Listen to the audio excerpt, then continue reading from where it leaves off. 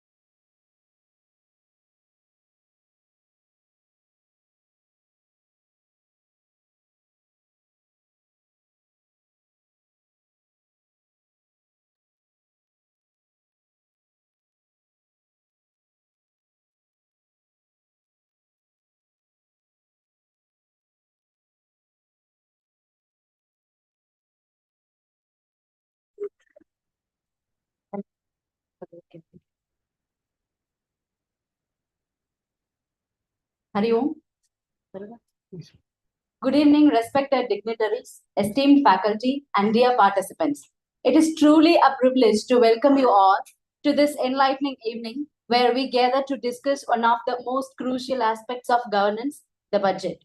Let us begin this program with divine blessing. I now invite Mr. Desikan, our Chief Coordinator, to offer the invocation.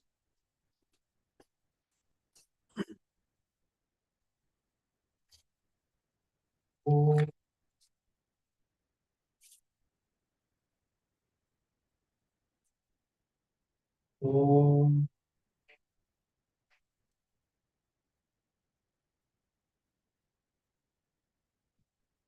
Om.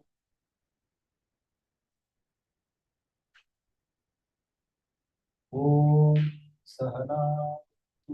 Sahanau Bhunattu. Sahaviryam Karavavahai. Tejasvinavaditamastu ma vidvishavahai. Om Shanti Shanti Shanti. Hari Om Shri Gurubhyo Namah. Hari Om. பாலும் தெளியேனும் பாகும் பருப்பும் இவை நான்கும் கலந்துனக்கு நான் தருவேன் கோலம் செய்தும் கரிமுகத்து தூமணியே நீ எனக்கு சங்கத் தமிழ் மூன்றும் தா ஐந்தகரத்தினை ஆறுமுகத்தினை நெஞ்சுடம்பரை போர்மைற்றினை நம்பி மகத்தினை ஞானக் குடியினை உன் குந்தில் வைத்தடி போற்றுகின்றேனே सरस्वती नमस्तुभ्यं वरदे कामरूपिणी धर्मं करिष्यामि सिद्धिर्भवतु मे सदा पद्मभद्र विशालाक्षी पद्मकेसरी पद्मिनी नित्यं पद्मालयां देवी सामां वतु Saraswati Bhagwati पुण्ये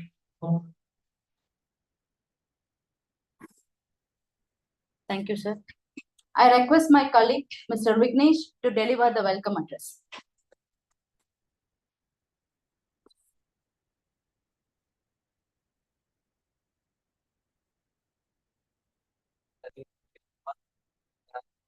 privilege to welcome with the blessing of morning. Our guest speaker of the day is the Santhanam, retired IAS and the member of the Central Administrative Tribunal, Hyderabad. He is also our advisory council member, and I also welcome Dr. Ramo sir, who is our guiding light for the academy, and I also welcome Mr. Santhanam sir. Sorry, I also welcome Mr. Subramaniam sir, who is our IRAS retired and the guiding light for our academy. And I also welcome director of this academy, Mr. Damodaran sir, who is connecting via online. And I also welcome our chief coordinator, Sri Ramadesigan sir, and the principal of this academy, Monigandan sir. I welcome you all for this insightful and very best event in this academy. I welcome you all. Thank you.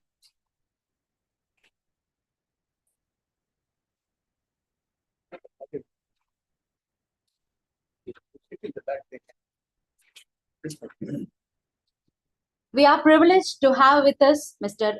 Dr. Ramohan, a distinguished member to our academic committee, whose expertise in fiscal matter is unparalleled. I take pleasure in introducing him. Dr. Ramohan joined the IRAS through civil service examination in 1973. He was given the award for outstanding performance among all officer trainees at Labasna. He retired with the rank of Special Secretary to Government of India in 2009. He holds 6 postgraduate degrees besides PhD, MBA, Advanced Diploma in Finance, PG Diploma in Spanish, and degree in law. Dr. Ramohan is a great Indic scholar and highly proficient in both Tamil and Sanskrit literature.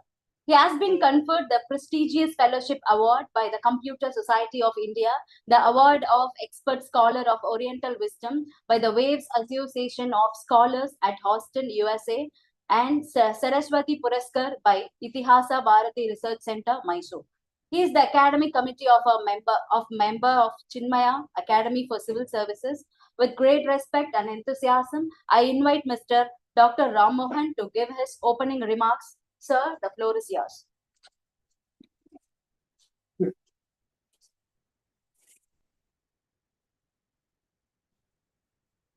evening to all of you. You are all on the verge of entering into prestigious civil service of India. You know, the important job of a civil service person is budgeting. So you should know well about budget. And we have got real experts in budget today. Mr. Santhanam, we have been together at Masuri in 1973-74. So I have been keeping close contact with a long time. Budget is something very important. It is not a very recent development of the government of India. In the 4th century BC, who wrote a book on economics and polity? Do anybody know? The first book of an economic polity in India. Can anybody tell me? Arthashastra, excellent. So, in the Arthashastra, Kautilya set down a well-defined structure of the financial ordering of a kingdom. This is a theoretical treatise. It is very interesting. Kautilya says about even posting. He says people in the financial sector, the officers there, they should not be kept in the same post for more than 4 years. Otherwise, they will become corrupt. And there is a Chinese prayer which says, "Oh God, save us from pestilence, river, floods, fire, whatever, wild animals and government officials." So, government officials who are in charge of the taxation is as much feared like pestilences. Arthashastra had mentioned that intelligence department was responsible for preventing economic offenses. Arthanakya was also concerned about the expenditure side of the budget. He suggested aggregate wage bill of the state must not exceed 1/4 of the total revenue. We also have got the Finance Commission today, which talks about distribution of the income between the income and expenditure, income between the state government and the central government. Kautilya talks about it. There were 2,400 years of the distribution of income among various arms of the government. The Arthashastra of Kautilya sets down a well-defined structure for financial ordering of the empire. This is, there are so many things, sir. Kautilya Arthashastra. I wish if you have time, you go through that. It's a very revealing book. Written long ago, but very contemporaneous in ideas and presentation. The first modern budget came in the Glorious Revolution, 1688. Anybody knows about Glorious Revolution? Where it happened? Why it is called Glorious Revolution? Anybody knows? Nobody knows about Glorious Revolution. Kausalya, do you know about Glorious Revolution? No. What is glory? It is the revolution that happened in 1688 when the king was overthrown because he was supporting Catholics in a Protestant country. So the people rose against him. So he ran away to Europe. And the queen and the king from Holland, William of Orange and Mary, they were brought to England as they like what is happening in America. They were exported from Holland to England to become the rulers of the kingdom. They don't know English; they know only Dutch language. So the power passed on from the hands of the kingdom, kings and his courtiers, to the parliament. So that's why it was called a glorious revolution. So the first budget was presented in 1688-89. Parliamentary, it led to the parliamentary control of finance. The British Parliament began approving expenditure and taxes, establishing the principle of budgetary accounting.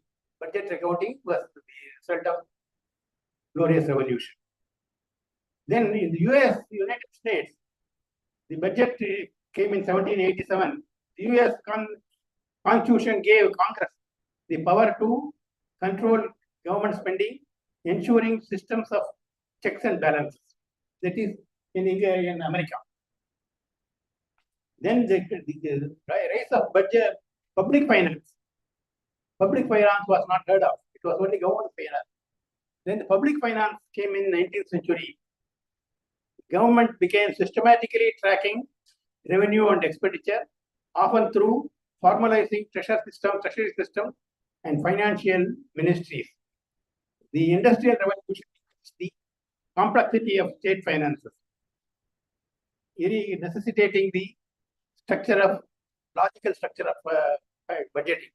Napoleon himself talked about budget structures when he was Emperor of France, but he died young, so could not come. Otherwise, he would have done an excellent job.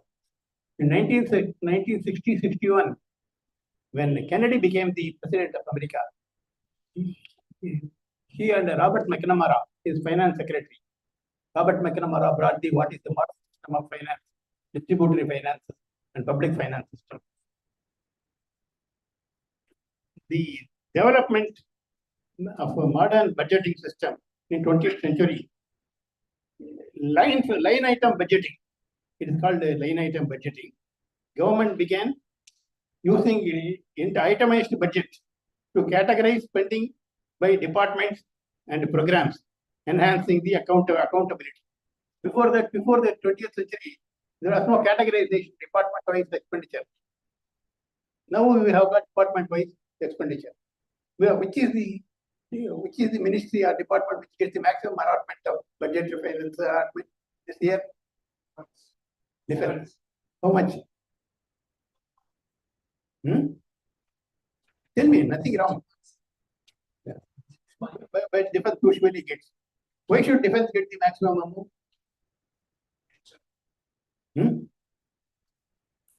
Is it not against the common interest that we are spending money on defense rather than on development?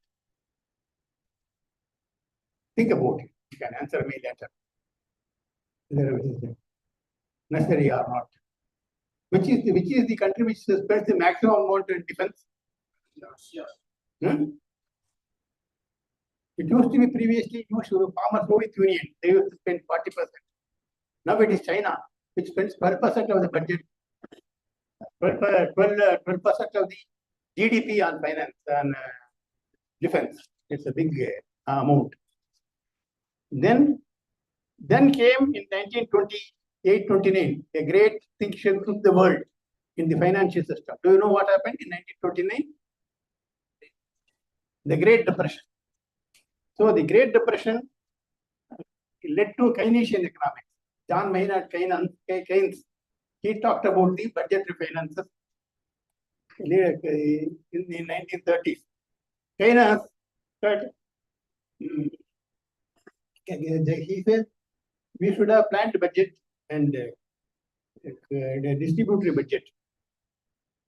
In India, when did first budget came? You know, India, the British government came in 1930. Not 1930. It is 1860. 1860. The Queen Victoria sent their expert called James Wilson in 1860 to establish a reliable tax framework and introduced a new paper currency. Till the time there was no paper currency. In 1860 alone, paper currency started coming and a budgetary system came in India. In the landmark budget, Wilson was responsible for introducing income tax in India. 1860 income tax came. Till the time there was no income tax. So the Lord Canning, the Governor General of India, was at that time. Keynesian theories after the Great Depression emphasized government intervention in economic stability. That is the basic Keynesian revolution. Till 1930, there was no intervention of government in budgeting. So it was only tax collection. The Keynesian revolution brought the government intervention in economic stability.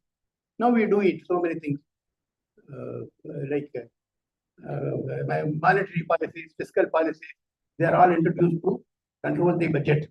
Till 1930, it was not there.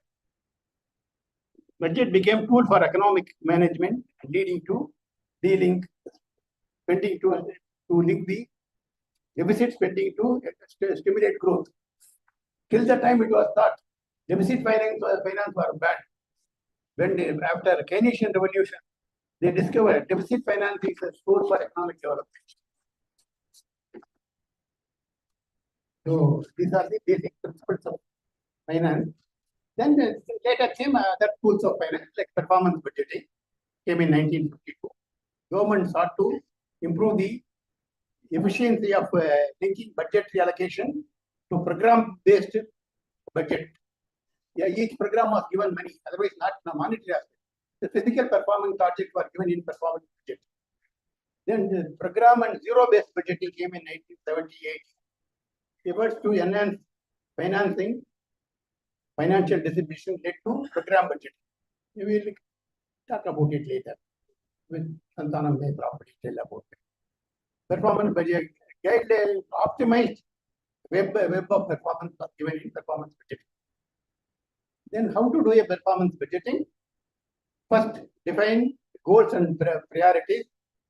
Then set clear objectives like reducing load and time. Then prioritize user-centric matrices based on budgetary needs. The next step is gathering baseline data. Use tools like Google Lighthouse, web pages, etc., to gather data. Third step is set limits for each metric. Then fourth, implement monitoring and automation in budgetary control. Last is continuously optimize. This is basically until I think. So these are the basic principles of budgeting. Now I have just gave a review. We have got real expert in this, Mr. Santhanam, IAS 1972 batch. Santhanam holds postgraduate degree in chemistry and public administration, MBA from University of Hull in UK. He belongs to 1972 batch of IAS, Tamil Nadu cadre. He held several important posts in the government at various times, like Collector of Ramnath District, Secretary to the Department of Finance, Transport, Planning and Development, Commercial Taxes, Secretary to Governor, etc. As Vice Chairman of CMDA, he was instrumental in designing the second master plan for Chennai city and ensured infrastructural development. And he became a beacon light. One of the most outstanding contribution as the Commissioner Relief Operations during the drought in 2003-4, floods in 2005, and unprecedented tsunami in 2004. He got him wide appreciation, not only in India, throughout the world. National and international media spoke about him. He was the member of the Central Administrative Tribunal for 5 years at the last point of his career. We are very grateful for Santhanam to have agreed our invitation. We really got a professional and knowledgeable person to talk about budget. So be very keen and observe whatever he says. We can discuss it later. Thank you.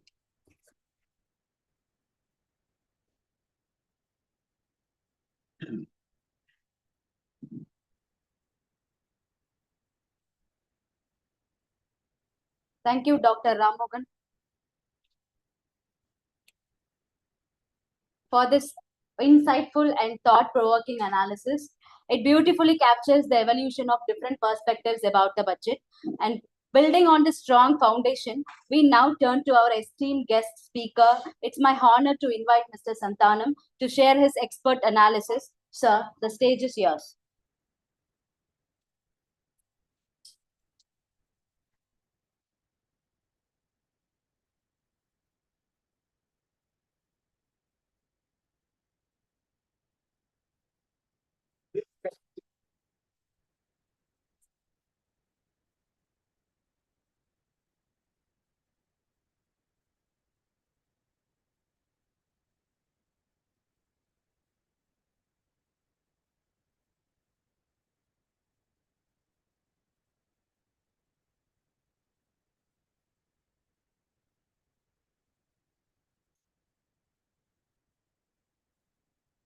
Thank you, Dr. Ramogan.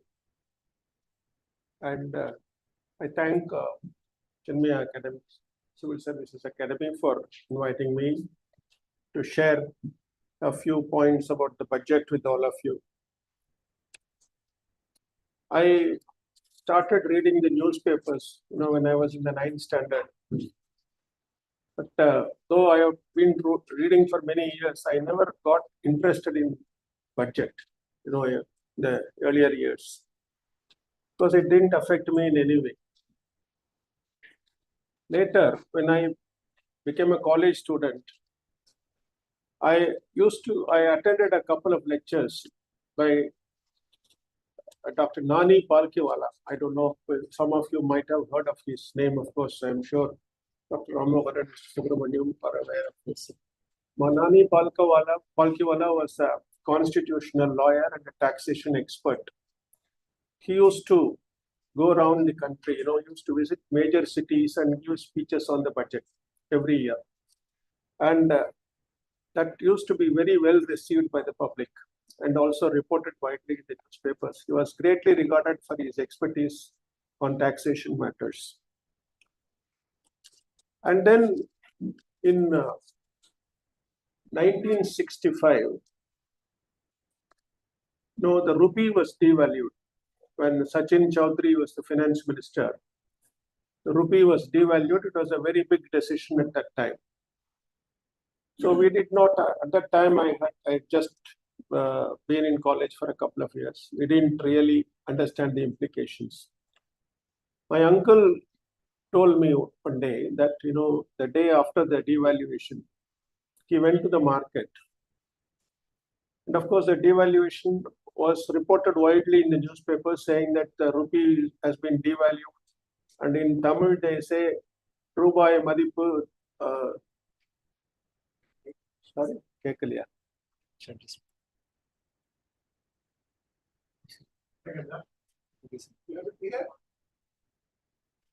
Kekaliya. Okay, Kekala.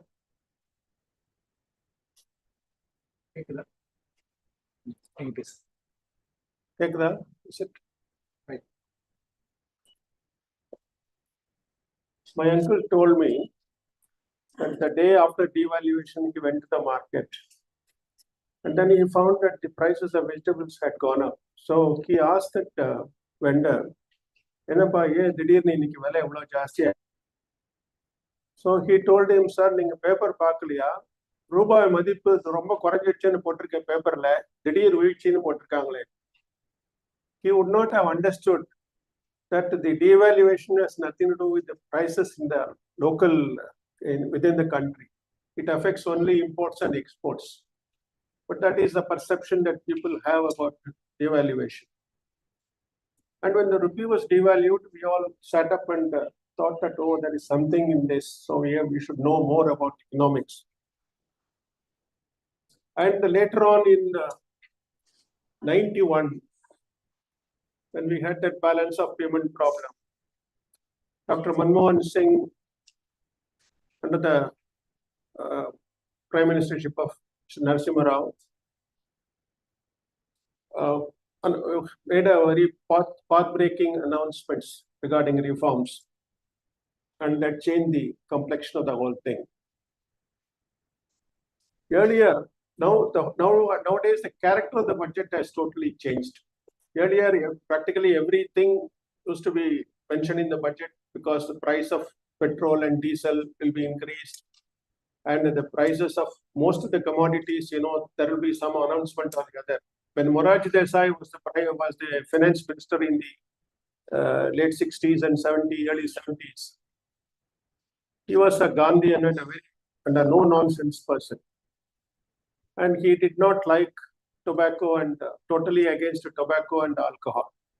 So he used to always target these two items in his budget. Later on, other finance ministers, over the years, they have contributed their bit to the evolution of the budget. Mr. Pranab Mukherjee, then Dr. Manmohan Singh, Mr. Chidambaram, all these people, during those earlier, around 2000, in the 90s and 2000, we switched over from the sales tax to value-added tax, and then on to GST. Once GST was accepted by the states and it was implemented, more and more items were added to the GST.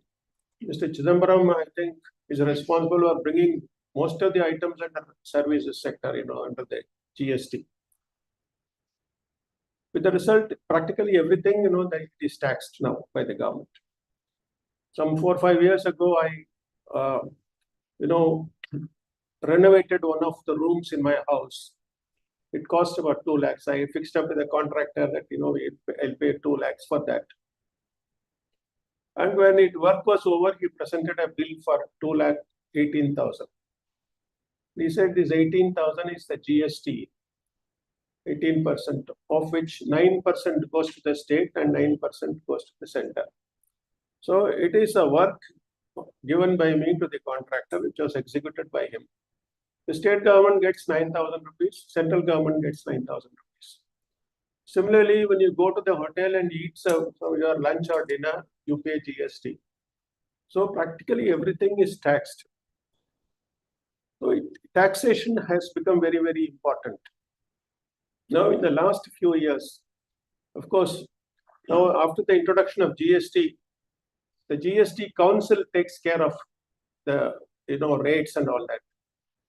And now petrol and diesel, now they have been delinked from the budget.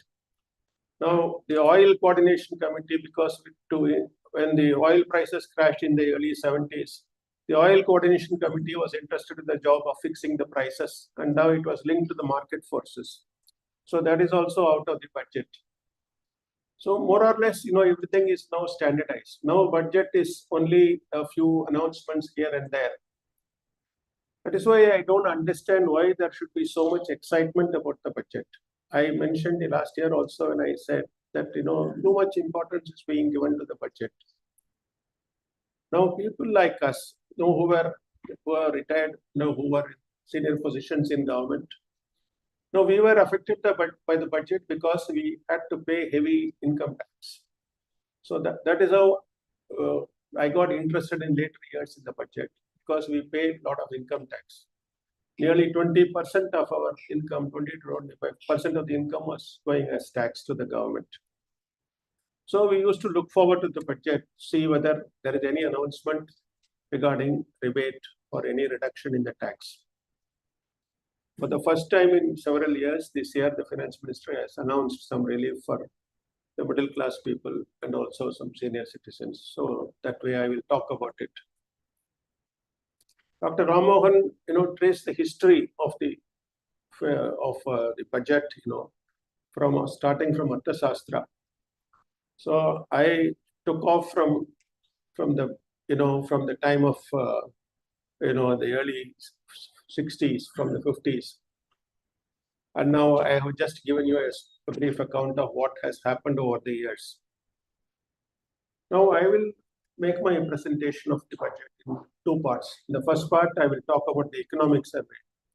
The economic survey was always part of the budget. It was first introduced in 1951. The first economic survey report was prepared in 1951. At that time, it used to be part of the budget document. Till 1964, it was part of the budget document. Only after 1964, the government decided that they will bring it out separately, and it was placed on the table of the House a day before the budget. That is how this year you will find that the budget was presented on 1st February and the economic survey was presented on 31st January. It is in two parts. The part A, it focuses on economic trends, key challenges, and the policy recommendations that shape the government's approach to economic management. And part B provides detailed statistical analysis of various sectors. The economic survey is a very important document because it provides a comprehensive analysis of India's economic performance and outlines key challenges and opportunities for sustainable growth. Next. Now, the report is prepared by the Economics Division of the Department of Economic Affairs in the Finance Ministry, Government of India. It's done under the guidance of the Chief Economic Advisor. You know who the Chief Economic Advisor now is? Anyone? Anyone? Dr. Anantha Nageshwaran. He is the Chief Economic Advisor. He is the author of the report. Now, it's a very, very well drafted document, even by the opposition leaders, saying that it has been brought out nicely, and it gives the context. It says that the global growth slowed to 3% in 2023, with the IMF projecting an average of 3.2. This is the global scenario, 3.2 over the next 5 years. And the major issues are the rising trade protectionism. You are all aware of what is happening around the world, with people like Trump taking over as president of US. There is more and more protectionism in a very fierce manner, which is not good for the world. And China's dominance in global manufacturing, because 1/3 of the global output is from China. So these are posing major challenges in today's global context.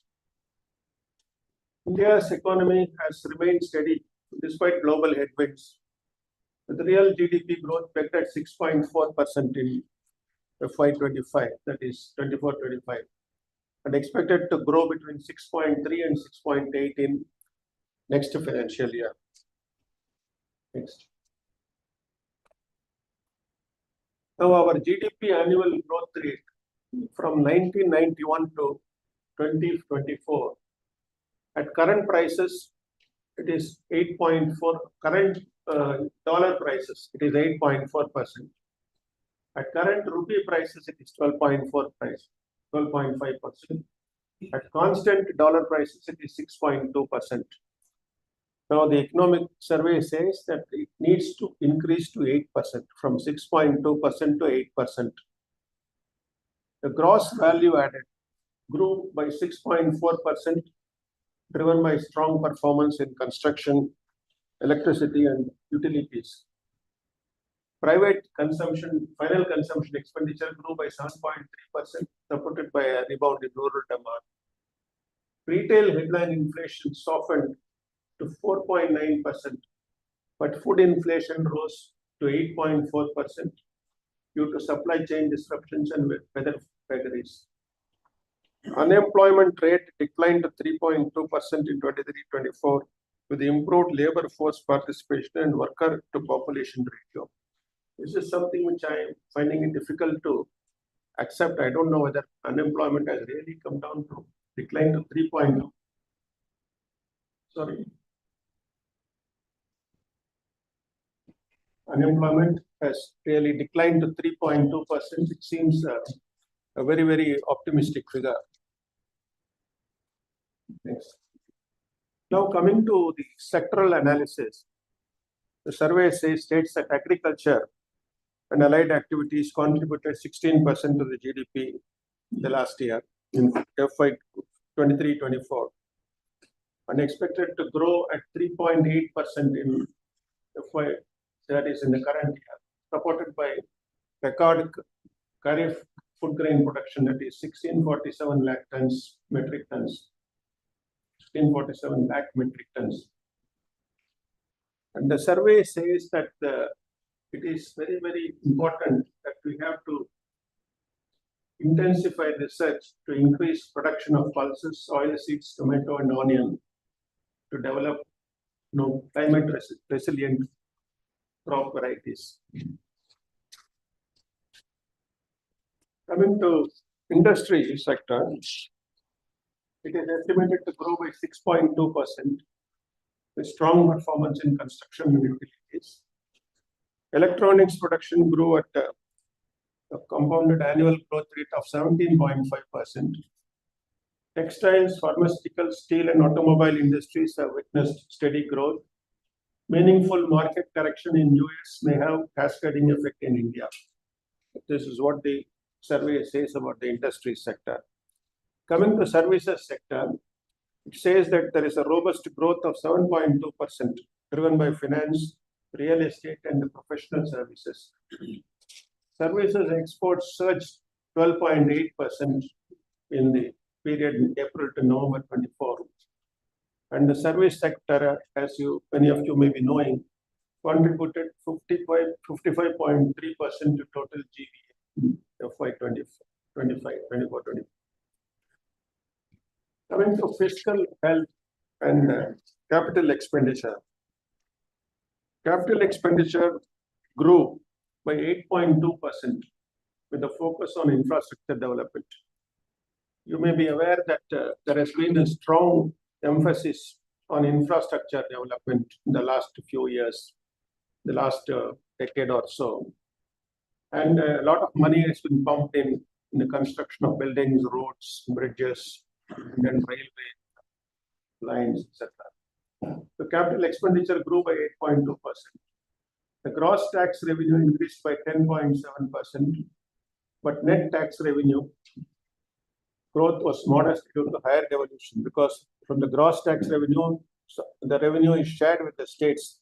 So quite a substantial amount has gone to the states, And because of this higher devolution, the net tax revenue has grown only modest in a modest manner.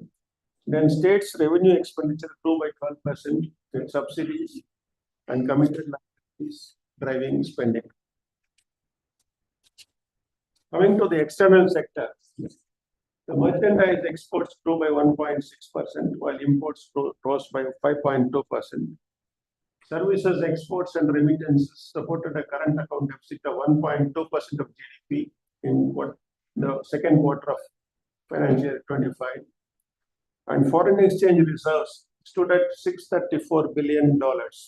This is quite a remarkable achievement over the years. We have built up our foreign exchange reserves steadily. There was a major crisis in 1991. We had very little foreign exchange left, but now the reserves have gone up, covering 10.9 months of imports and 90% of external debt. Next one.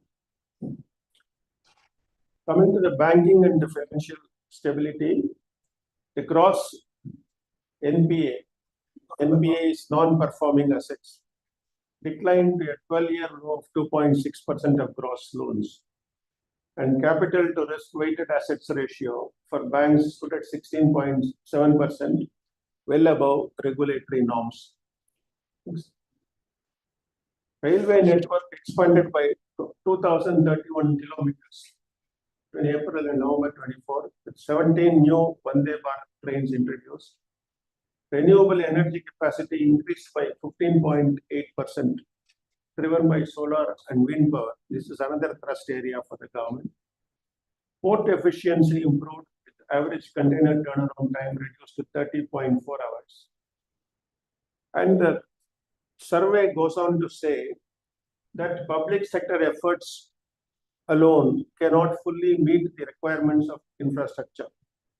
Private participation in project financing, project planning, construction, maintenance, monetization, and impact assessment is very necessary. This is one of the main recommendations of the survey. Coming to the social sector and health, government health expenditure increased from 29% to 40% in 2015 to 48% in 2022. Reducing out-of-pocket expenses. And social services expenditure grew at 15% annually with initiatives like Samagra Shiksha Abhiyan and Poshan. Next slide. Coming to MSME and deregulation. This is another important recommendation of the survey. The 50,000 crore self-reliant India fund launched to support MSMEs. It is critical for the government. This is the most important thing which has been picked up by many opposition leaders and also newspapers. It is critical for the government to get out of the way of businesses by undoing regulations that are tantamount to micromanagement. This is indeed the very strong words used by the chief economic advisor. Normally, government officials don't use this language when they talk about in a government report. It says they should get out of businesses by undoing regulations which are harmful, which are tantamount to micromanagement. And it also advocates systematic deregulation and the ease of doing business to boost growth and competitiveness. Yes, next. Now coming to artificial intelligence, it says that the collaborative efforts are needed between government, private sector, and academia to address AI-driven labor market transformations. Emphasis on self-education and skill development to prepare the workforce for AI-augmented jobs. And it also says that government should intervene if companies make large profits through use of AI by displacing labor. This is another sharp observation made by the chief economic advisor, that government should be ready to impose taxes if necessary if private businesses make undue profits using AI and displacing labor. Research and development, private sector should increase its contribution to R&D to foster innovation and growth. In many developed and emerging economies, business enterprises contribute to over 50% to gross expenditure on R&D. In India, it is negligible what the private sector does. Most of the R&D is done by government only, the public sector. Next slide, please. Now, what are the major takeaways from the survey? You ask, there are some 4 or 5 points which are very important. It says the vision of Viksit Bharat. Viksit Bharat means developed India. You must be knowing that. If the vision of Viksit Bharat is to be realized by 2047, why 2047?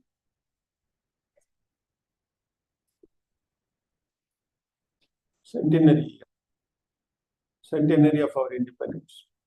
By 24, that is the goal of the vision of the government, Viksit Bharat.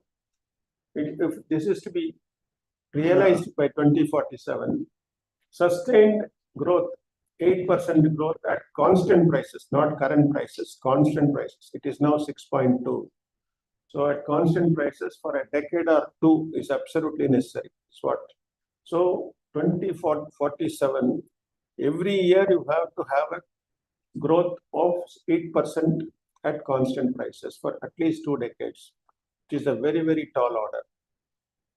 Anyway, but we have to strive towards that goal. And India needs to improve global competitiveness through grassroots level structural reforms. Focus should be on systematic deregulation to bolster growth. While minimizing controls, we should adopt a minimum necessary, maximum feasible approach in setting regulations. And another takeaway is India needs a continued step up of infrastructure investment over the next 2 decades for growth. And as I pointed out earlier, the corporate sector has been given a task in the report. Corporate sector has to display a high degree of social responsibility, implying that they are not having that social responsibility now.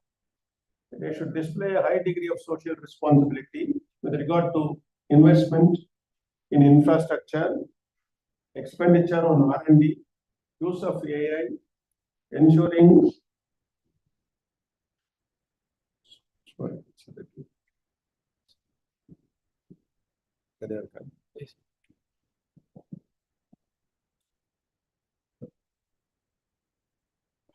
expenditure on R&D, use of artificial intelligence, ensuring reasonable wages for workers. Now, the survey has pointed out that the private sector profit, private sector enterprises, profit has reached a 15-year peak. The last 15 years, they have not achieved so much profit. So 15-year peak, whereas the wage level of workers remains low. Unless the wages of workers are increased and more money is put in their pockets, it will not be possible for us to increase demand and then increase production and increase consumption, and thereby boosting the economy. So it is very important that the corporate sector has to contribute, has to play that role. And given the impact of global economic fragmentation on trade and investment, we must strengthen domestic growth levers to mitigate risk. This is another major takeaway from the book. You have to be self-reliant.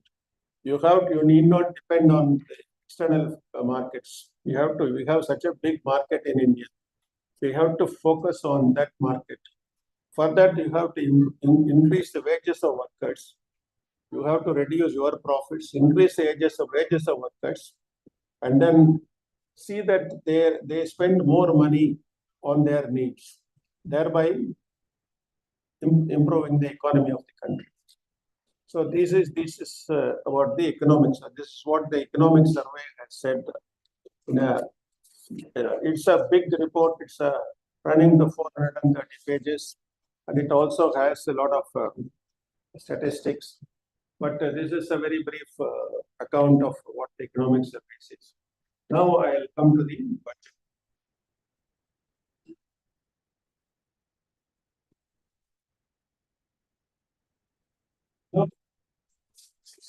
Yes.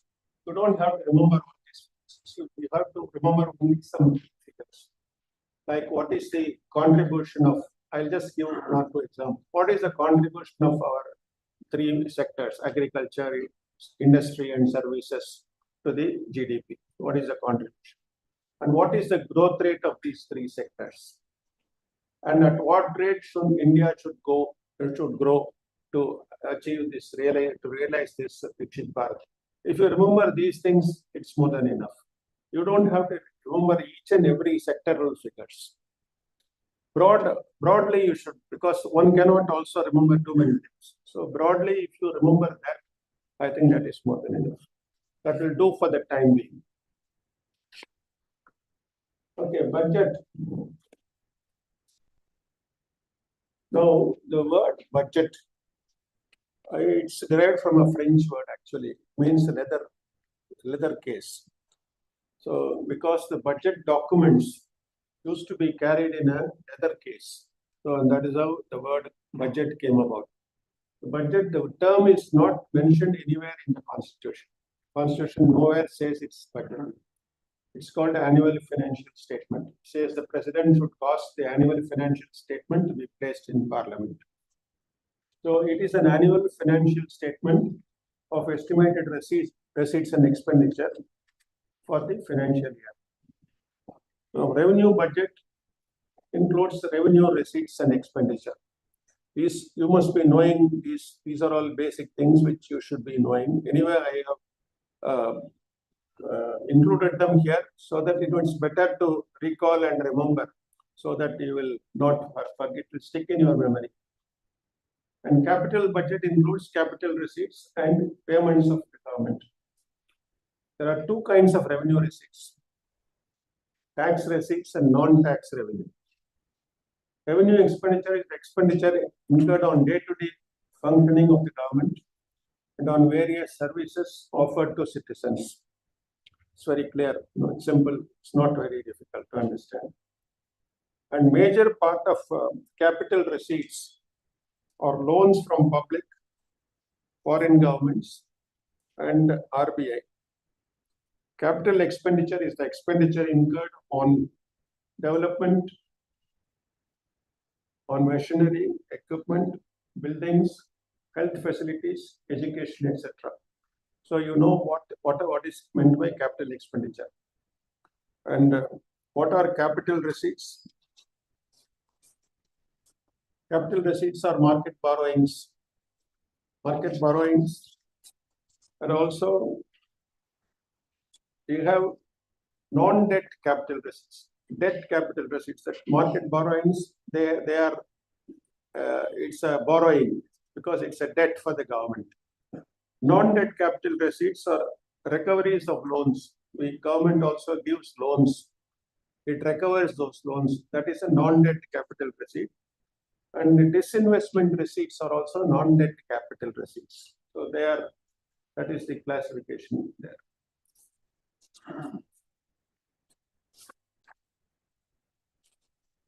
Okay. Now some important terms used in the budget. One is GDP, gross domestic product.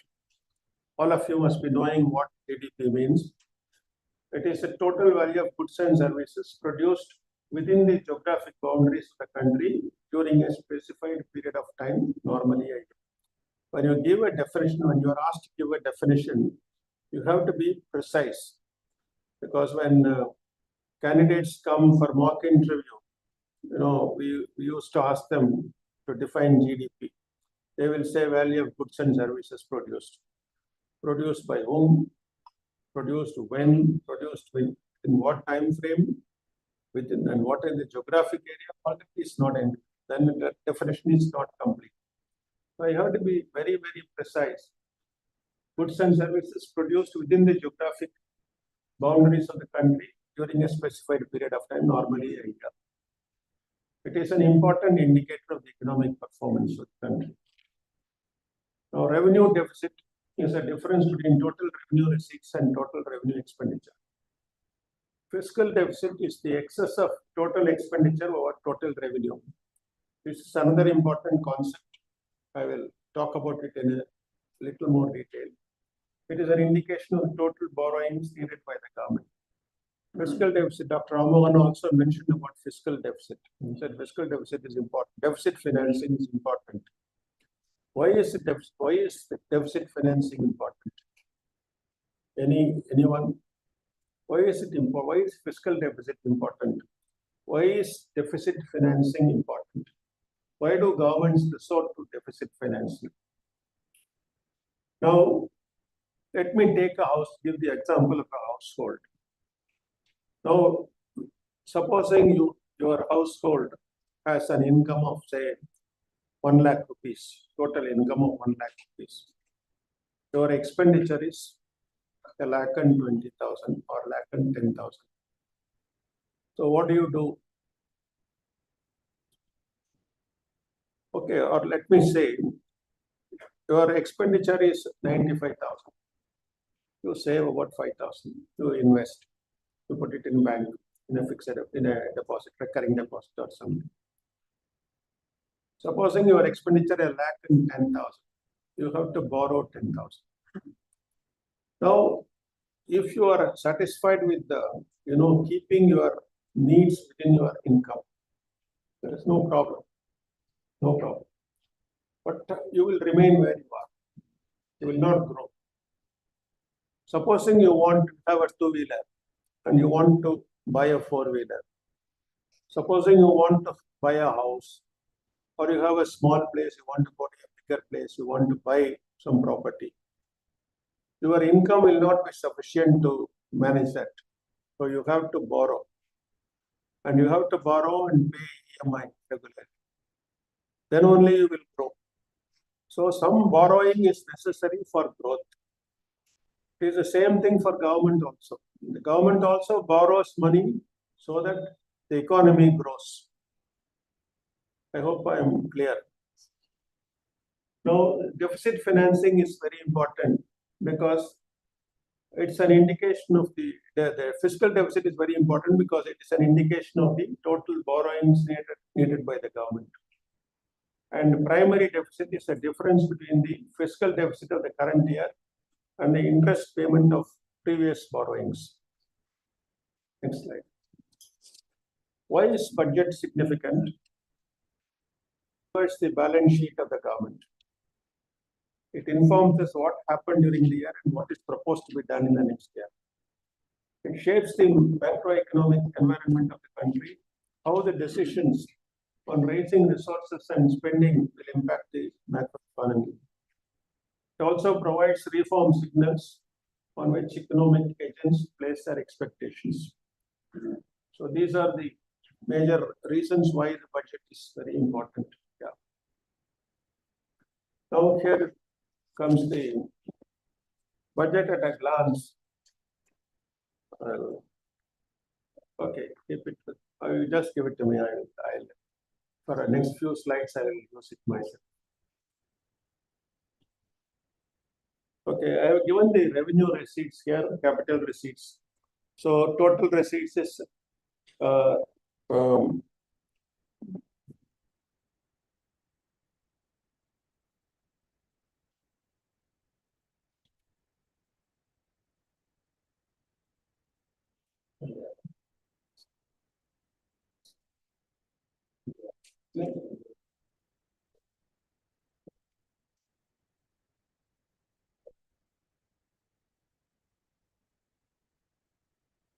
it's not working.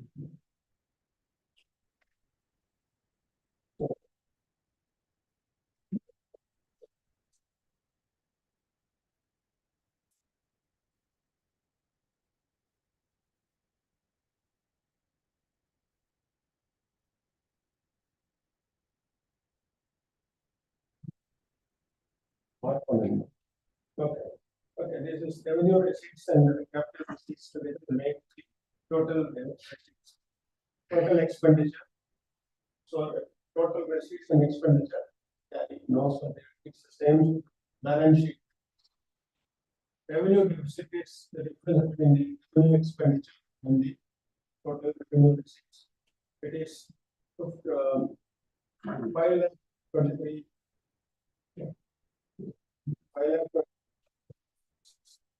1.5% of GDP. Fiscal deficit is 4.4% of.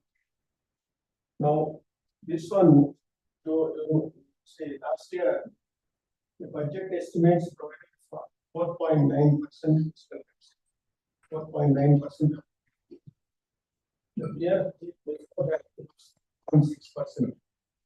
So some fears expressed that the fiscal deficit is going out of control.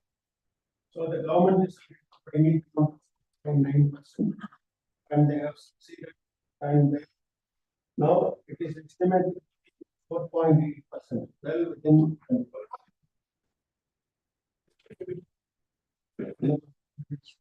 Explain 4.9 is 100%.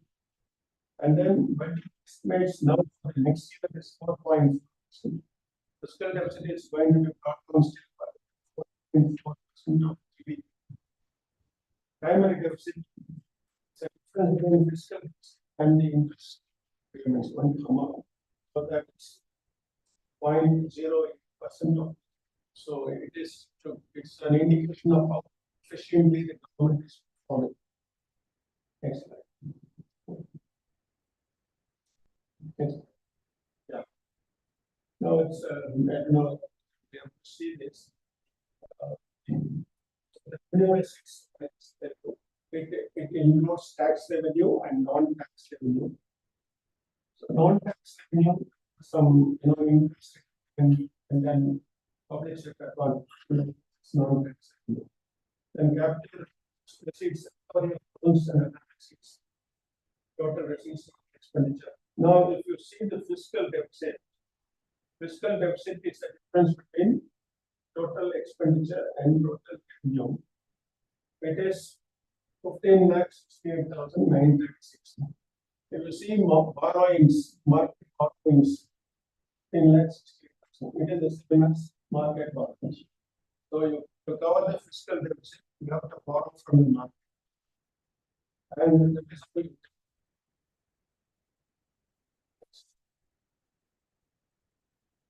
again, the same thing that I just indicated.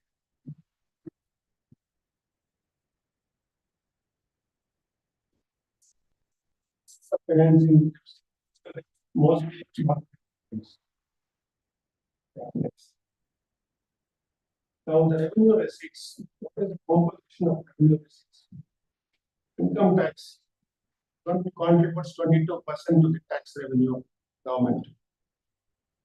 Just have some broad understanding of this, that is enough. For income tax, you just have some idea of items that come to government and what is the expenditure and what is the fiscal deficit, what is the size of the budget. So these things, if you know, I think that is enough. Income tax 22%, corporation tax 17%, GST and 18%. Excise duty is 5%, customs duty is 4%, non-tax receipts 9%. 75% of the total receipts is revenue receipt, and 25% is capital, 25% borrowings, 24%, and non-debt capital receipts 1% is needed. Next slide. Now this is the diagrammatic representation. Now, you will find that borrowings contribute 24% of, and income tax 20%, followed by corporation tax 17, GST 18, corporation tax 17, and customs and taxes 9%. Just to give an idea where the money comes from. Next. Now this is the trend in the.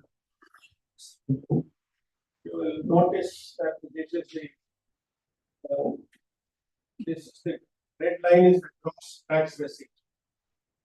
You will find that this is the exact. The ratio is more or less equal, but now slowly direct taxes are contributing more. What are direct taxes? Anyone? Anyone? What are direct taxes and what are indirect taxes? Hello. Sorry?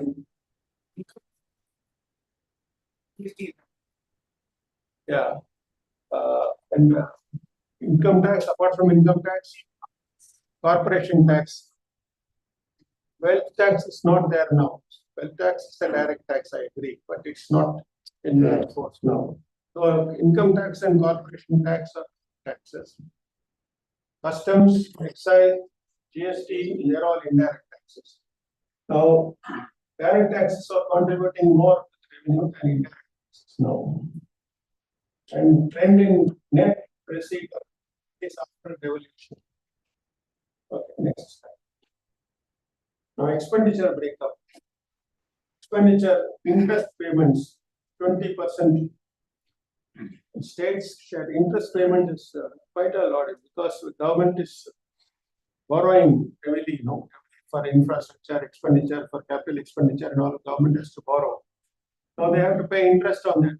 So that takes away substantial. Now I gave the example of a household area. Now, if you borrow money to buy a house or to construct a house, you have to pay a heavy amount as interest and also towards principal. So similarly, government also has to pay heavy interest. Interest payments 20%. States share of taxes and duties 22%. Central sector scheme 16%. Finance Commission and other transferred 8%. And then CS is centrally sponsored schemes. Then defense 8%. Subsidies 6%. Pension 4%. And others 6%. This is how the total money is spent by the government. You will notice that state's share of taxes and duties is 22%. In addition, the central sector schemes, CSS, centrally sponsored schemes, they are all, and Finance Commission and transfers. Most of this revenue goes to the states. Next. Now again, this is another diagrammatic representation. This is the state share of taxes and duties, interest payments, and central sector schemes. Next. This is the transfer.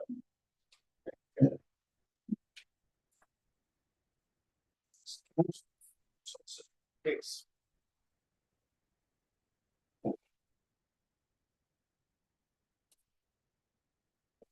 Transfer of resources to states and union territories.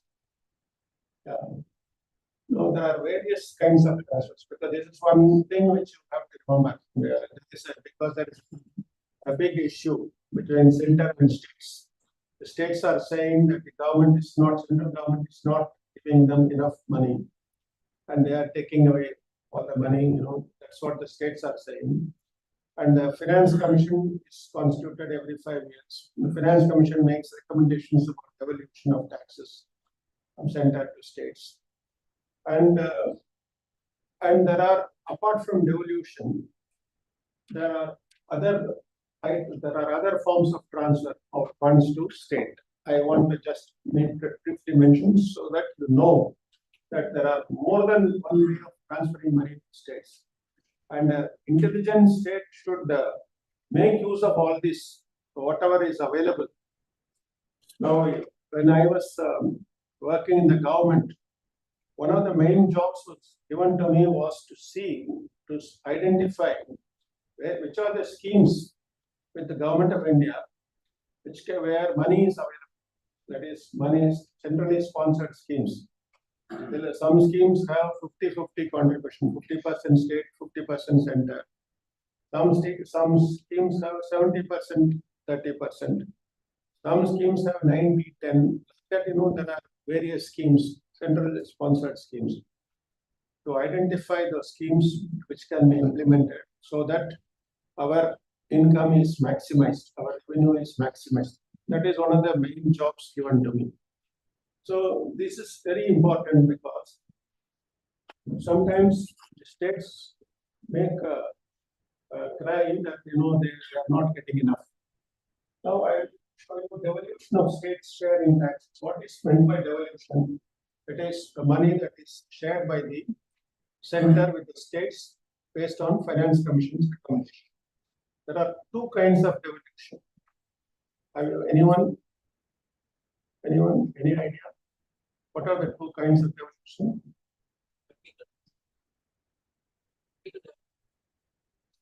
Who said that? Very good. Vertical devolution and horizontal. What is vertical devolution? The money passed, it is decided after the finance commission's, based on finance commission's recommendation.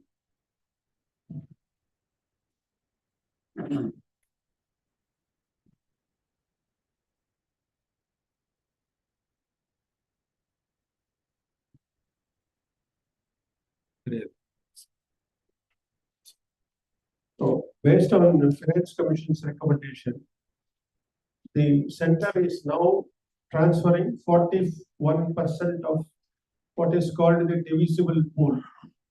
Divisible pool is the income tax, corporation tax, GST, all that is, all these taxes. So 41% of the total taxes are passed on to the states. That is the vertical devolution. Horizontal devolution is how this money is distributed among states. 41% is the formula, total amount to be transferred to states. How is to be distributed among the states? There are various guidelines given. It's based on some formula. One is called income distance.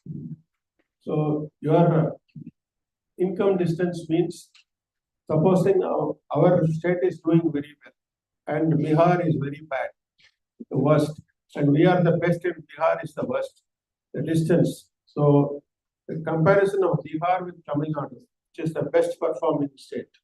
So if the distance is more, Bihar gets more. You follow? So you compare the state with the best performing state, and depending on that, you allocate resources. That is one criteria. Income distance. The second is area. The third is population. And then forest cover.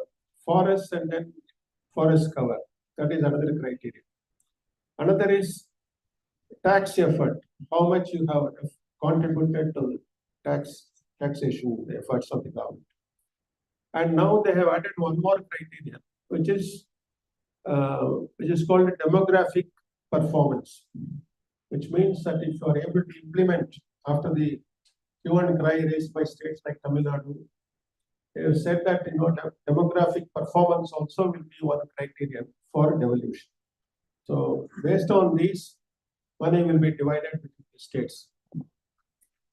So coming to devolution, apart from devolution, there are other items of some important items of transfer. Assistance is given to states from the National Disaster Mitigation Fund. Disaster Mitigation Fund.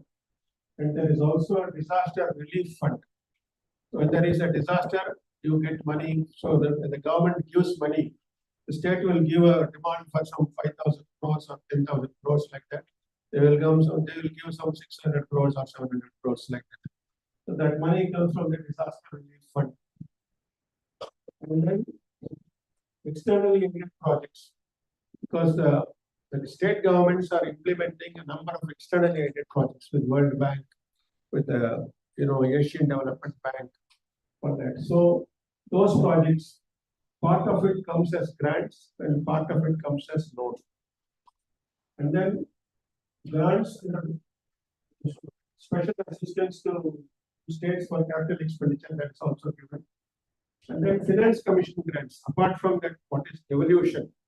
There are also finance commission grants for local bodies, for corporations, municipalities, panchayats, for local bodies, urban bodies and rural bodies. And then there are grants for health sector, grants for incubation of new cities, grants for shared municipal services, grants in aid for state disaster relief fund. Like Central National Disaster Relief Fund, there is also a state disaster relief fund. The grants are given by the central government and state disaster relief fund.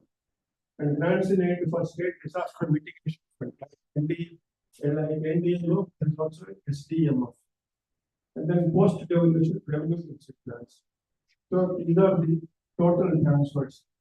And then apart from this, as I mentioned, there are schemes, centrally sponsored schemes, and then central sector schemes. There are schemes which are implemented by the central government in respect of their sectors. There are some sectors which are exclusive with the central government system.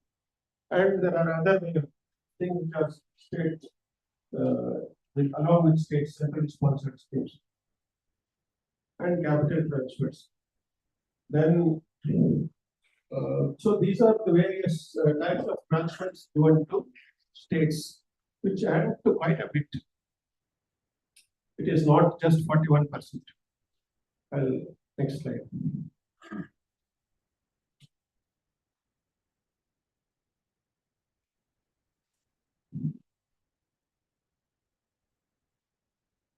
So how it has increased over the years. Total transfers to states and having that case. I am dealing with this at some length, this issue, because it is important for as a central state issue, it is very important. And there is always tension between the central government and state governments on this issue. And the composition of transfers to states, finance commission grants, scheme related transfers, and so everything is going up substantially. Next. Now I came across an article in Hindu some 4 days back, which gave this chart. It says state-wise distribution of the divisible pool in percentage. Now I mentioned that states are aggrieved that the best performing states are not given that due, which is a fact. So this table will show that if you take the 5 southern states, earlier Andhra and Telangana were one, so they are clumped together. These 4 states in 2002, they received, if you add these 4, it will come to 25.7. 25.7, 21.75%. So it will come to that much of the total resources, total available money, divisible pool. 21%, 21.75% was coming to these states.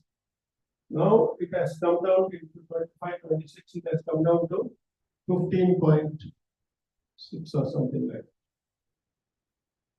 15.7. So from 21 point this thing, it has come to 15.7. You will find this total adds up to 15.7. You see this where Uttar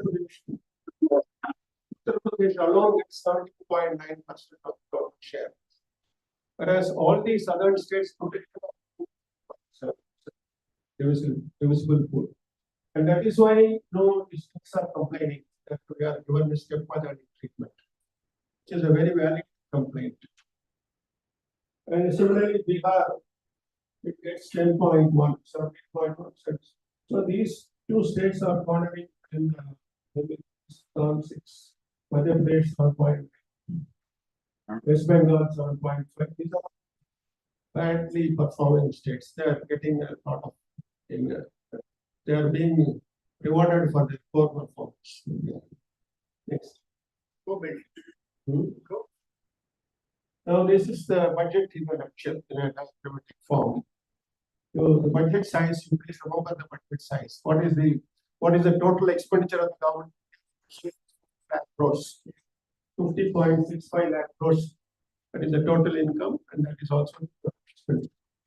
And this is the gross tax revenue, net tax receipts, capital receipts, totally it adds up to this.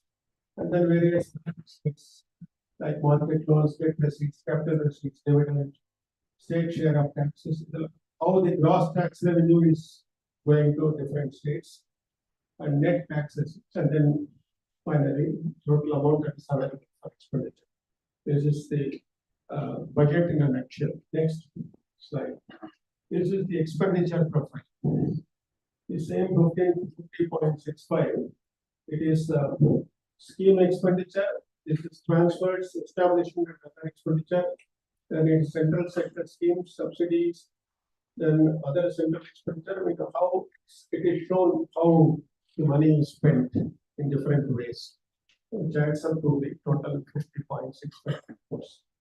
Next slide, please. Okay. Now, the vision of the government, I told you, is to achieve Viksit Bharat. Viksit Bharat is developed India by 2047. The theme of the present budget is Sabka Vikas, development for all. And the aim is to stimulate balanced growth across all regions. And in line with the theme, the finance minister outlined the broad principles of Viksit Bharat. So she has outlined some 5 or 6 principles of Viksit Bharat. In every budget, she comes up with some. Last time it was Saptarishi or something like that. This time it is Viksit Bharat, some principles. Next slide. Now these are the principles, which are very, very important. This one, because this is going to be relevant for the next few years. Agriculture is one focus area. Zero poverty, women's economic participation, quality education, access, skilled labor. Now, as far as agriculture is concerned, farmers are making our country the food basket of the world.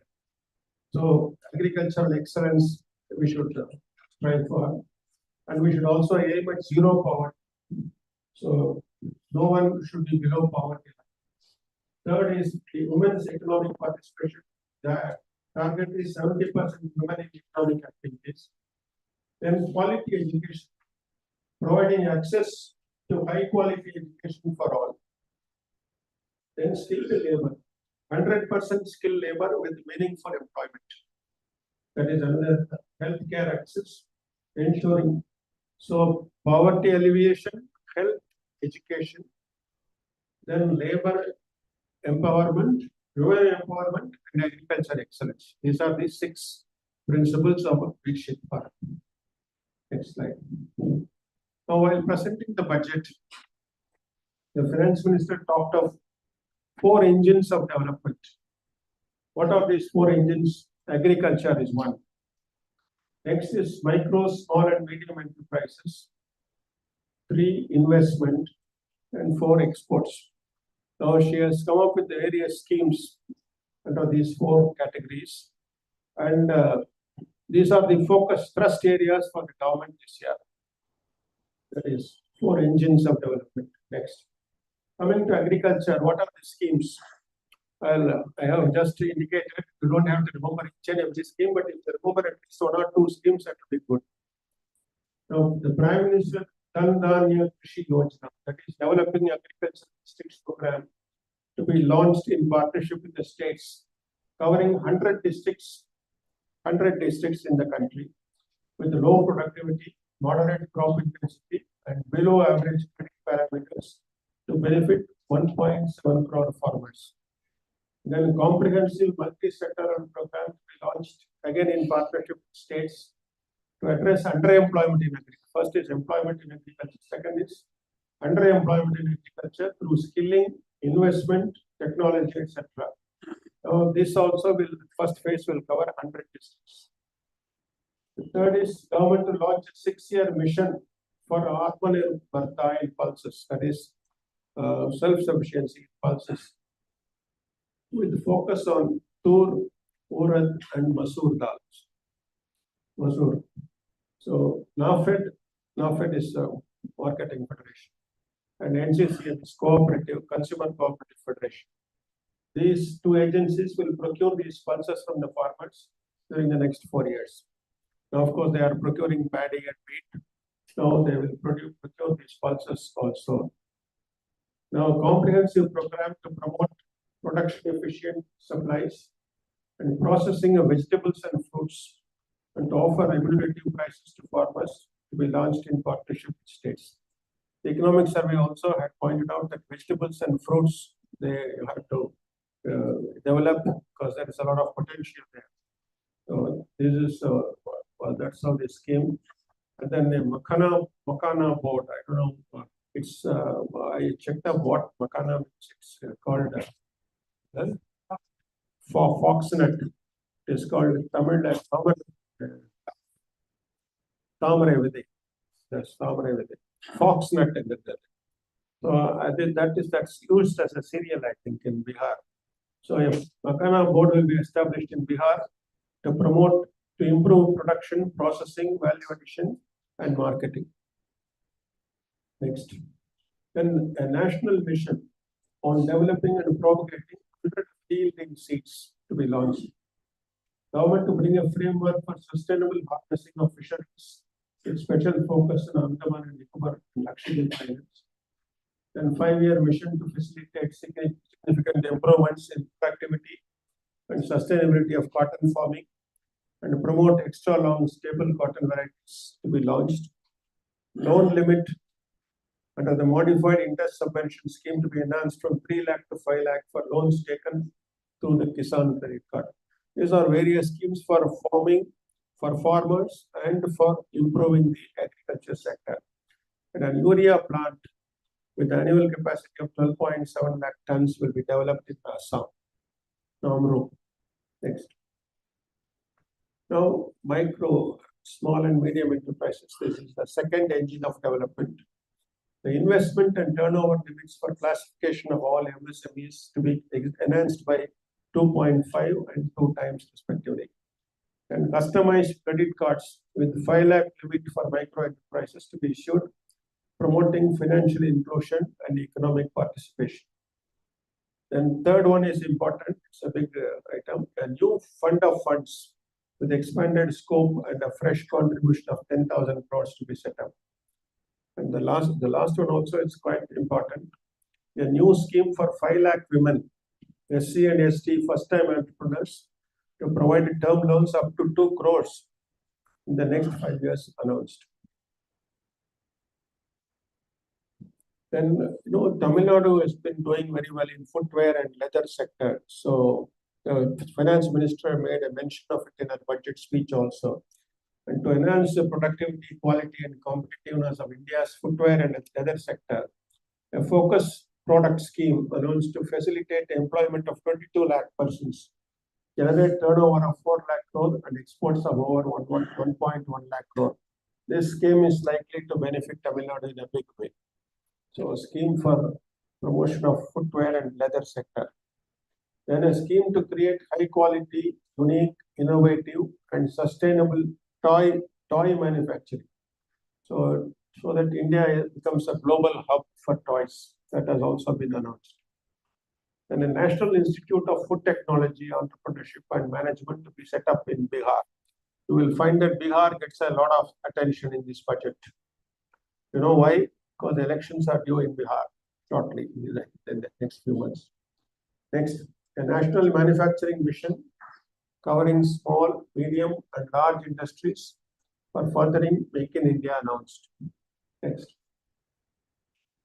Urban Challenge Fund, that is 1 lakh crore allocated to support cities as growth hubs, creative redevelopment of cities and water and sanitation with 1,000 crore allocated for 2025-26.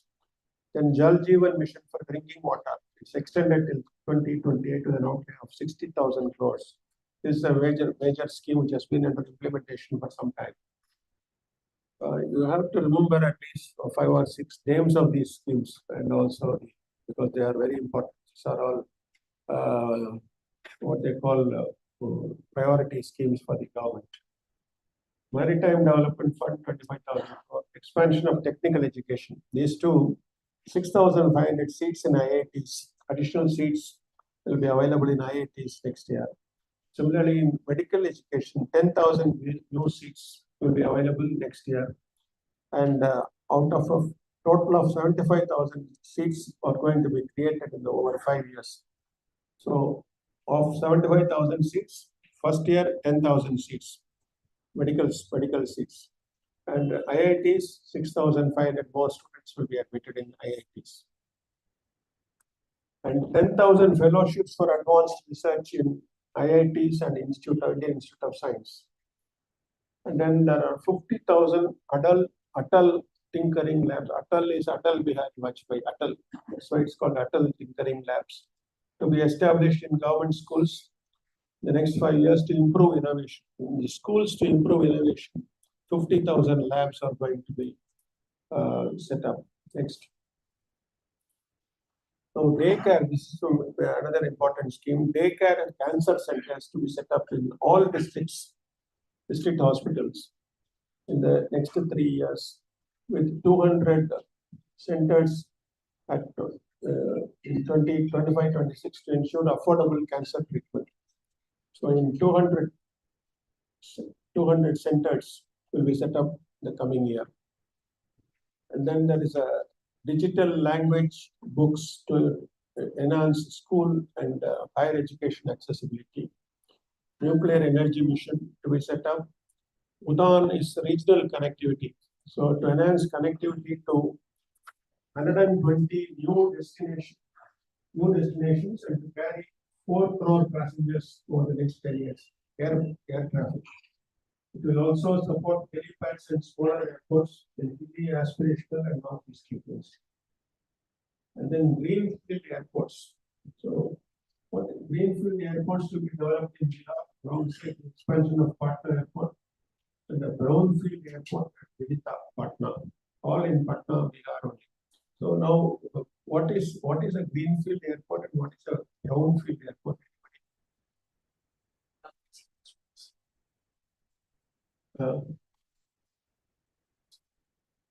Yeah, that is greenfield airports. Greenfield areas under mostly to be brownfield is maybe urban or semi-urban already developed to some extent. So there, airport will be.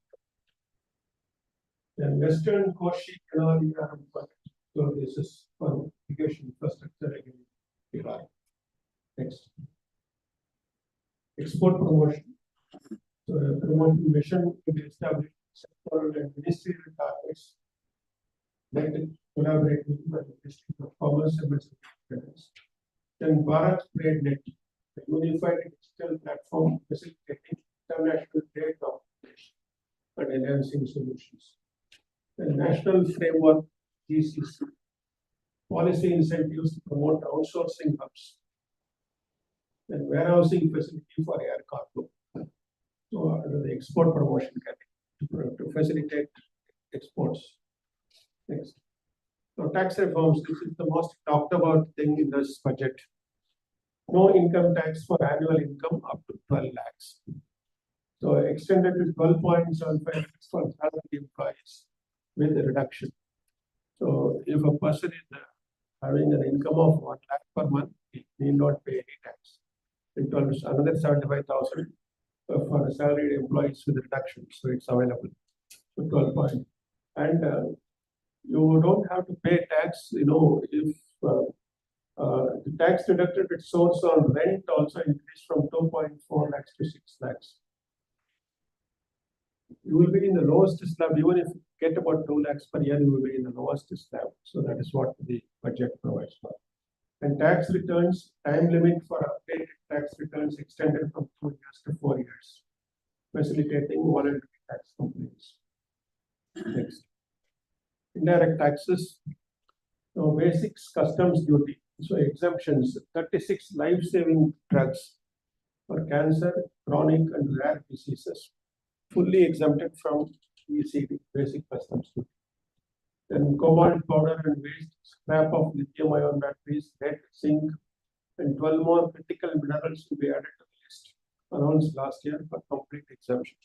The survey had pointed out that critical minerals, China is advancing a lot in promoting these critical minerals. So I think India also is trying to do something to in this area. In textile and electronics sector components exempted to encourage local manufacturing and reduce dependency on exports. In social welfare and inclusion, PM Swan Nidhi, that is street vendors, for street vendors a scheme. So UPI linked credit cards with 30,000 limit to enhance financial inclusion. And identity cards for gig workers, that is contract workers, registration, then ensuring social security and health benefits, and under PM Jan Arogya Yojana. So for the contract workers also will be covered under the health scheme. Then Gramin credit score and SWAMI fund. So 15,000 crore fund to complete 1 lakh more dwelling units with contributions from the government, banks, and private investors. 1 lakh more dwelling units will be completed during the year. Next. So financial sector reforms. Jan Vishwas bill, that is decriminalizing 100 plus legal provisions, easing business operations, and reducing regulatory compliance burdens, following the recommendation made by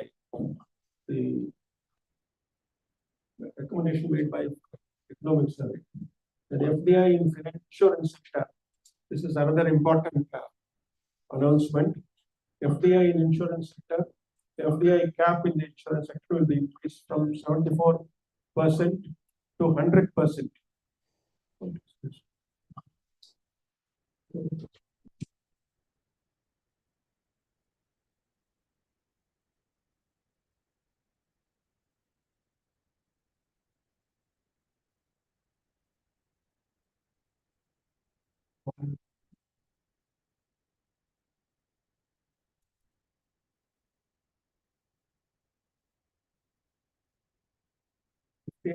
So insurance sectors.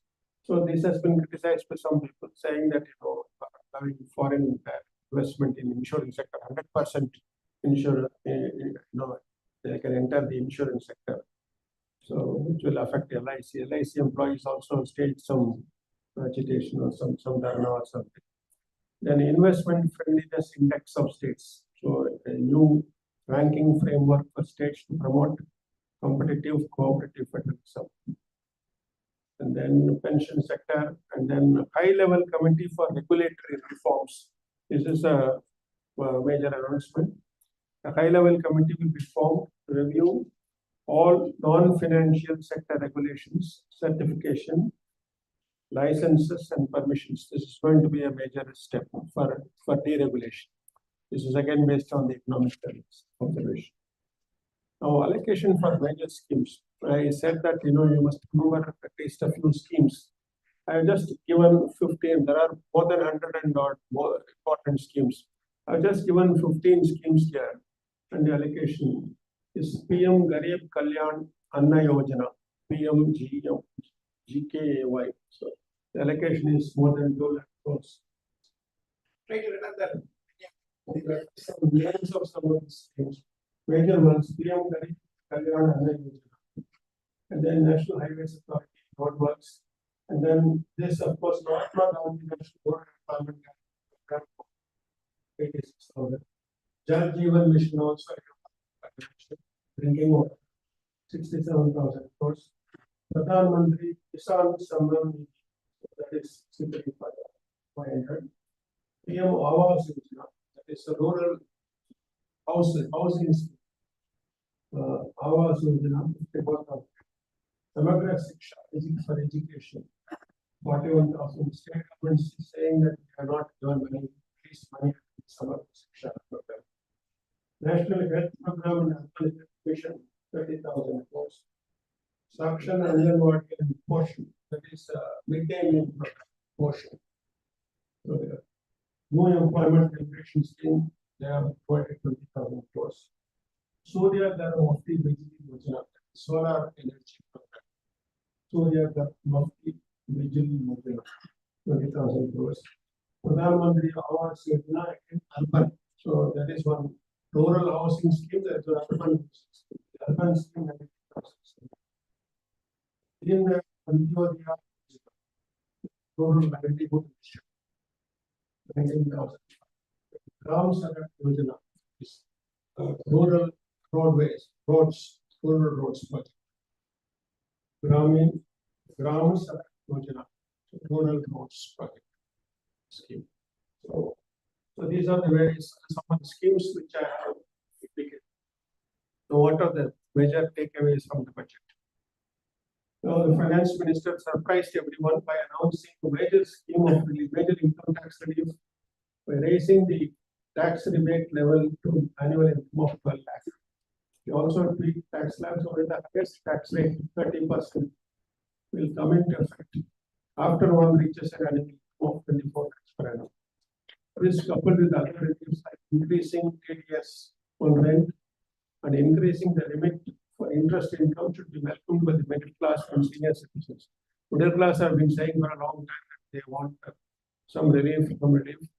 So the finance minister, of course, boasted that they have heard the voice of the middle class. But actually, what happened was that the early elections were due in the next 4 or 5 days. So that is that the opposition is saying that you are hearing the voice of the middle class only on the eve of the elections, because the Delhi area is full of government servants. Mostly they are taxpayers. So these reliefs will be beneficial to them. And now, as per their expectations, the BJP has won today in Delhi, and AAP has been defeated. Even Kejriwal has lost his constituency, I think. So, and that is greater focus. Of course, there is a counterpoint to this first this thing takeaway is that you are providing relief to income taxpayers. Income taxpayers are only 2% or 2 crore people only are paying income tax. The country has more 140 crore people. So what about the others? They are all paying GST. They are all paying indirect taxes. What about relief for them? And so they say, okay, this is good, but you also do something for them. Next is greater focus on employment generation in the shape of measures announced.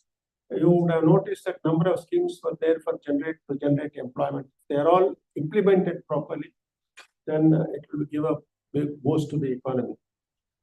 And FM has announced the creation of a committee that will look into regulatory forms that are required to make it easier for companies and entrepreneurs to do business in India. This is a welcome step, though it is long overdue. Then, despite massive tax cuts that will cost the government around 1 lakh crore in tax revenue, FM's attempt to keep the fiscal deficit to 4.4% of the GDP is not up. They want to have fiscal consolidation, so which is quite a. But again, another point of view here is that why should you be so bothered about fiscal deficit? You should spend more on important schemes. You should provide a more allocation for, say, a Mahatma Gandhi Rural Employment Generation Program and other employment-oriented programs, and see that more employment is generated. Why are you bothered so much? Why are you obsessed with fiscal deficit? That is another counterpoint. So the last point is the capital expenditure target has been missed from the current financial year, for the current financial year by almost 1 lakh crore. Though the budgeted capex is less compared to the current year's figure, the capex allocation is still high by historical standards. So this government has always been allocating a lot of money for capital expenditure. So this year the expenditure has been less compared to previous years, a little less. But still, the allocation also for the next year is less. But still, if you go by historical data, it's still high. It's good enough. If this is implemented, if this expenditure is incurred properly, it will give a boost to the economy. Because capital expenditure is always employment oriented. Next. So there are some bouquets and brickbats on the budget. So PM Modi says that it's a force multiplier. This budget will increase savings, investment, growth, and consumption. Because once there is more money, there will be more expenditure, more consumption, then more further production, more.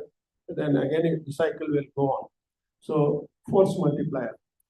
And Rahul Gandhi, leader of opposition, says the backward classes and minorities pay GST, but benefits of the budget go to industries. This is what the opposition is saying. Nitish Kumar, Chief Minister of Bihar, says the budget is progressive and futuristic.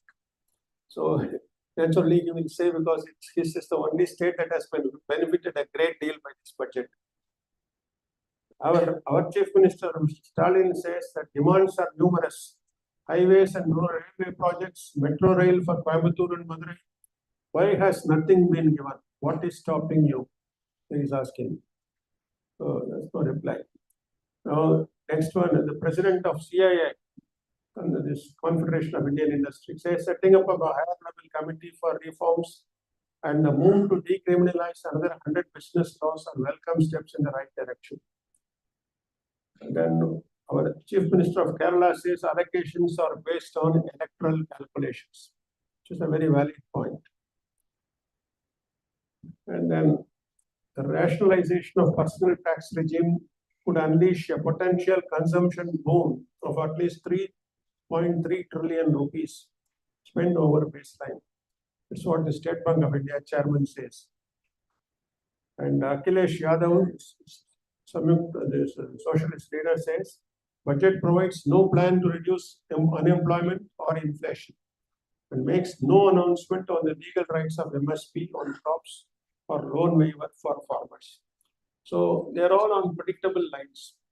I used to say earlier also that the view of on the budget, like beauty, is on the eye of the beholder. So the person who is looking at it, if I think that somebody is beautiful, then I'll say he or she is beautiful. Somebody else may not think so. That perception varies from person to person. So beauty lies in the eye of the beholder. Like budget also lies in the eye of the beholder. Next. Now, what is the common man's reaction? So this is what the common man is asking. Now tell me how to earn 12 lakhs. So this is the exemption limit. So this is the reaction of the common man to the budget. Yes. Thank you. That's all.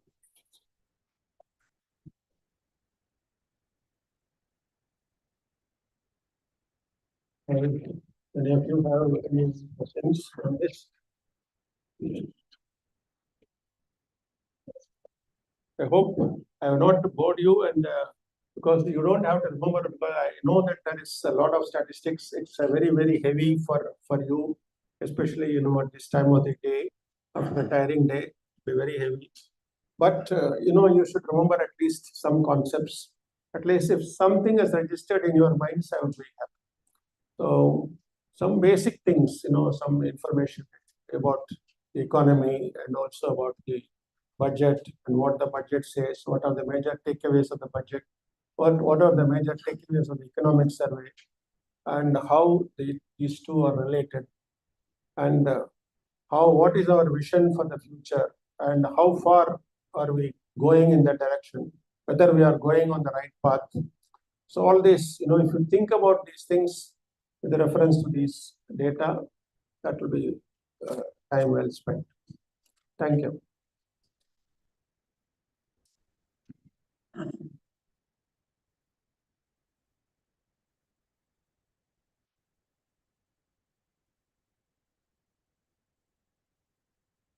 You have been given a virtual treat of budget and expenditure. It is difficult to remember so much statistics, but then many of these things will appear in the preliminary paper. So whatever is important, you just remember them, note it down and do it. Really important. No, though it looks like a massive data, but once or twice you go through that, you will understand that, you will know how to apply it. So this is a very, very important session. I am thankful to Santhanam. He has taken so much trouble to correct so much data. It is fantastic.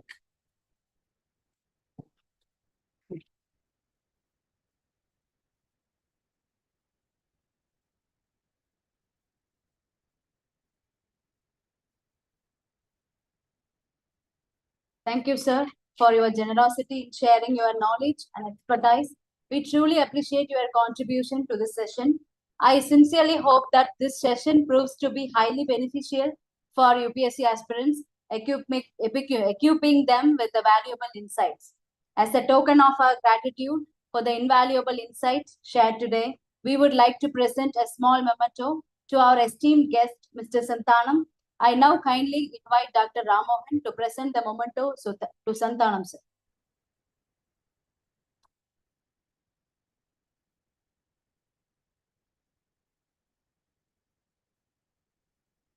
As we come to the close of this insightful session, it is time to express our heartfelt gratitude to everyone who made this event possible. To do so, I now invite Mr. Desikan, sir, to deliver the vote of thanks. Thank you. Okay, old film song says, there is a old film song which is Varavu Ettana, Selavu Pattana, Adhigam Rendana, Kadasil Tundana. That is budget. So it looks so simple, but if you see, he presented extensive thing of budget. Whenever Santhanam sir takes up anything, he does it very meticulously, and you have lot to learn from him, because he doesn't leave any loose ends. Here that shows his experience and that shows his wisdom. So as a aspirant, you have to learn all these things from firstly you have to learn this kind of qualities from a retired IAS officer, and extensive presentation. I hope all the students will definitely benefit out of it from the exam point of view. Thank you so much, sir, for coming and spending your time, and you would have spent a lot of time in preparing this massive document and massive presentation. Thank you so much, sir. And I thank Ramohan ji for his wonderful guidance. He has been guiding me for this session as usual. So, so he has been guiding us, and he's always been our guiding light. Thank you so much. I thank Dr. Ramohan, and I thank Mr. Subramanian ji for his presence here. He has also been asking me about this and giving some tips, and we are honored by his presence. He is one of our academic committee members, and so I thank our director who is not well, but he joined online to encourage, to motivate. He has been motivating us from there, and I thank all our staff members who has been working for this program and for its success. And I thank all the participants today and students. I hope you will all benefit out of it. Thank you. All the best wishes.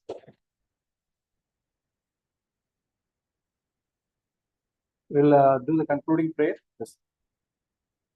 Om Purnamadha Purnamidham Purnat Purnamudachyate Purnasya Purnamadhaya Purnameva Vasishyate. Om Shanti Shanti Shanti. Harihi Om Shri Gurubhyo Namah. Harihi Om.